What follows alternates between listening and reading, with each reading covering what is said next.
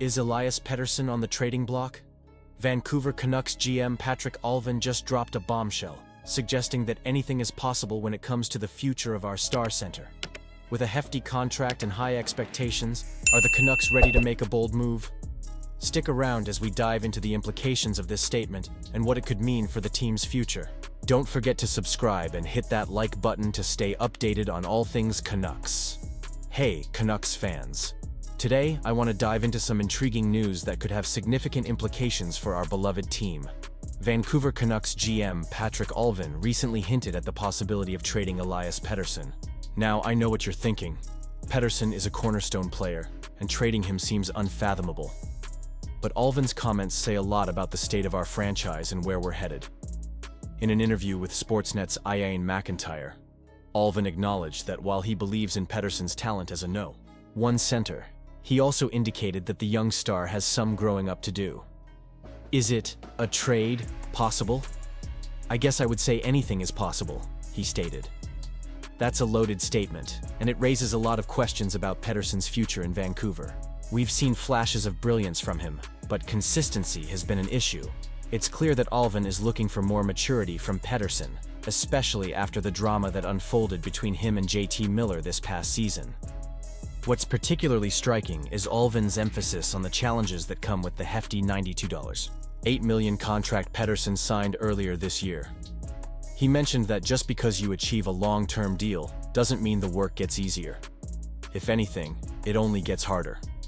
That's a reality check that many fans might be overlooking. Pettersson needs to step up and show he can handle those expectations. He's got the skill, no doubt about it. But can he bring it consistently, night in and night out? Now, let's consider the implications of a potential trade. If another team came knocking, willing to take on Pettersson's contract, would the Canucks really engage in talks? It's a complicated situation. On one hand, moving Pettersson could potentially clear some cap space, allowing the Canucks to sign Brock Boeser and maybe even make additional moves to improve the roster. On the other hand, trading a player with Pettersson's talent would signal a significant shift in the team's direction. Would it be a step forward or a step back? Personally, I'm torn. On one side, you have the possibility of gaining flexibility and addressing some internal issues.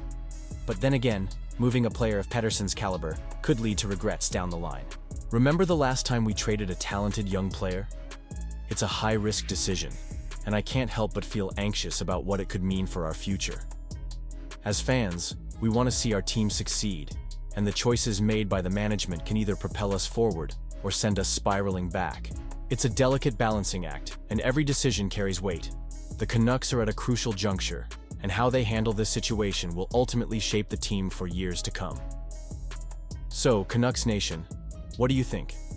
Do you believe trading Pettersson is a strategic move that could benefit the team in the long run, or is it a mistake in the making? I'm genuinely interested in hearing your thoughts. Are you on board with the idea of potentially moving him? Or do you think we should stick with our talented center and work through these issues? As we dive into the new year, I can't help but reflect on the Vancouver Canucks and their ambitious resolutions for 2025. With every player and coach setting their sights on personal and team goals, it's crucial to consider how these ambitions impact our beloved franchise's future.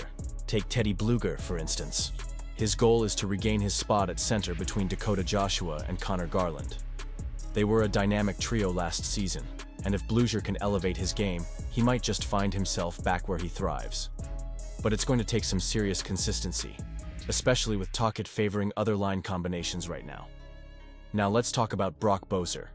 He's in a pivotal year, trying to secure a new contract. He's currently on pace for 30 goals, which, while respectable, is a drop from his previous totals. If he can find a way to elevate his scoring, not only does he help himself, but he also boosts the team's chances of making a playoff push. The question is, can he do it while maintaining his health? That's a big if. Erik Brännström is also on my radar. His resolution is to tighten up his defensive game. With the absence of Hughes and Hronek, he's got a golden opportunity to step up. If he can improve on his -6 rating, he could solidify his role as a key defender for the Canucks moving forward. But it's a tall order when the pressure is on. Jake DeBrusk. Now there's a player who's aiming high with a goal of 40 this season. He's halfway there, but can he sustain this pace? If he can hit that mark, It would not only be a personal victory, but a significant boost for our offensive depth. Thatcher Demko's resolution to stay healthy resonates with all of us fans. He's our backbone, and seeing him struggle after returning from injury has been tough. If he can manage his workload and stay off the injury list, we could see a resurgence in our playoff hopes. Let's not forget about Vincent Descharnais. His goal to score his first NHL goal is a long time coming. He's been a solid contributor defensively, but a goal would do wonders for his confidence and perhaps secure him a more permanent spot moving forward. Phil Di Giuseppe is looking to carve out a role on that left wing.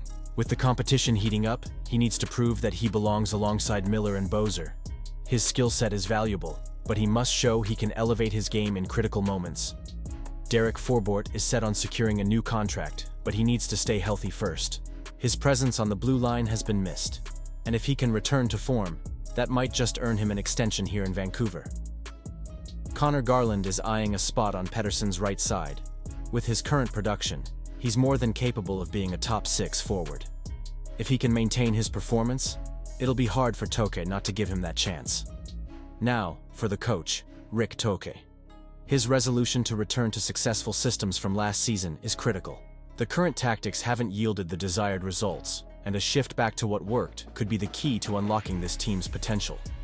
As for the management duo of Patrik Allvin and Jim Rutherford, they're under pressure to acquire a top 4 defenseman. The time is ticking, and with the team teetering on the edge of playoff contention, a strategic move needs to happen sooner rather than later. So, what do you think, Canucks fans? Are these resolutions realistic, or are we setting ourselves up for disappointment?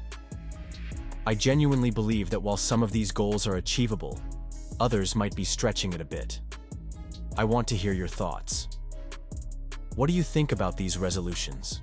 Do you believe in the players and their potential to rise to the occasion? Let's get the conversation going in the comments below.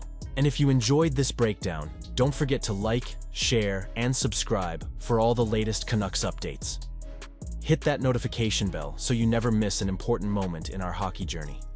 Let's keep the passion alive. And here's to a hopeful and successful 2025 for our Vancouver Canucks.